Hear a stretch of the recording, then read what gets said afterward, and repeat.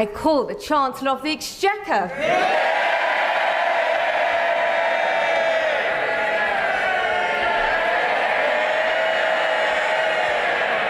Thank you.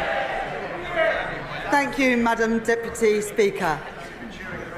On July the 4th, the country voted for change.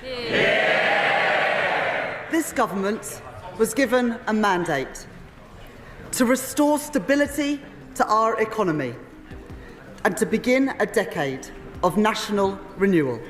Hello and welcome to this explainer video following up on the 2024 UK autumn budget. If you're in HRM involved in reward management, you know that keeping up with these changes is essential. Today we'll move beyond the immediate punditry and the speculation we covered in the pre-budget video and dig into what this budget means for your organisation or one you may be studying. More importantly, using relevant theory to weigh up what we know, we'll discuss how to think strategically about your next steps. Let's start by laying out the main changes that impact on employment and compensation. First, the national living wage will rise to £12.21 per hour starting in April 2025. This is a significant shift, especially for sectors heavily reliant on minimum wage labour. Now, there's a 1.2 percentage point increase in employer national insurance contributions, NICs, bringing it up to 15%. To add to that, the NIC threshold will drop from £9,100 to £5,000. Have you thought about how this might pressure your budget? On a positive note, the employment allowance will increase to £10,500, which is great news for many small businesses.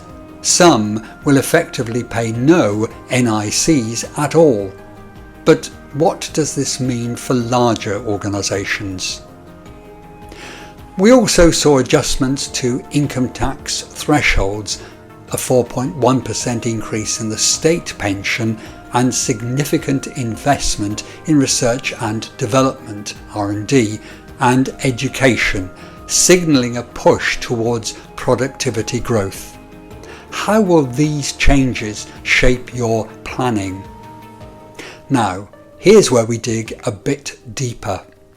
To understand the real implications, let's apply a few key theories from the social sciences. First up is equity theory. With higher national insurance contributions, you might face challenges maintaining perceived fairness. When employment costs rise, but compensation doesn't follow suit, employees could feel the scales are tipping out of balance. Have you prepared for that conversation? Then there's expectancy theory. With the mandated rise in the national living wage, how do you ensure motivation stays consistent across all pay grades? It's worth considering performance-based rewards and career development opportunities as ways to keep that motivation strong. Institutional theory comes into play with the increased employment allowance. Industry norms may shift, especially for small and medium-sized enterprises, SMEs. The question to ask is, will you adjust your hiring and reward strategies to align with these new standards? For those of you thinking about skills development, human capital theory aligns directly with the government's R&D push. Are your training programs ready to evolve in sync with this national focus? And finally, psychological contract theory. Changes to pensions and other benefits may subtly shift what employees expect from you over the long term.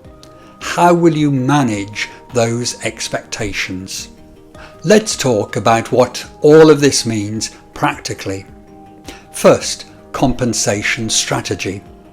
With a higher national living wage and NIC's increase, reviewing your pay structure is a must. This isn't just about meeting new baselines, it's about staying competitive without overextending your budget. Next, think about your benefits packages. In a world where financial constraints are tightening, non-monetary benefits like flexible working options could be the differentiator. How prepared are you to pivot in that direction? When it comes to performance management, it's vital to maintain the effort-reward connection even as costs rise. This is where creativity in performance incentives and recognition comes into play. Employee communication is another area you can't overlook. When budgets tighten and changes loom, clear, honest conversations are your frontline defense. Are your managers equipped to handle this? Finally, let's talk about retention strategies. Rising employment costs might lead some organisations to rethink their workforce strategies. What can you do now to keep your top talent engaged without relying solely on financial incentives? It's also important to consider how these changes play out across different sectors. Private sector employers, you might face steep competition as your costs rise. Public sector HR professionals, remember that while there's talk of Treasury compensation for higher NICs, budget flexibility could still be a challenge. If you're in the charity or third sector, balancing these increased costs with limited funding will be tough. And for SMEs, the higher employment allowance is a silver lining, but careful planning will be essential to make the most of it. So what can you do to turn these challenges into strategic advantages? Long-term workforce planning is key. Are you looking ahead to anticipate future skills needs? Total rewards optimization can help balance cost management with attractive offerings. What small adjustments could make a big difference in your reward package? Think about skills development. With increased R&D investment, aligning your training programs to national trends could set you apart. On the cost management front, data-driven approaches can streamline processes without sacrificing engagement. Are you leveraging the right tools? Lastly, ensure your compliance and risk management strategies are robust yet flexible. How prepared is your HR team to adapt to new regulations while nurturing trust and innovation? Wrapping up, the 2024 autumn budget has laid out changes that will challenge UK-based HRM and reward management strategies. By applying theoretical insights and responding strategically, you can navigate this landscape effectively. Remember, balancing organisational needs with employee expectations is key. If you found value in this analysis, subscribe for more in-depth discussions, including our rewarding conversations series with interesting guests. I'd love to hear your thoughts in the comments. How do you plan to adapt your strategies in the light of these changes?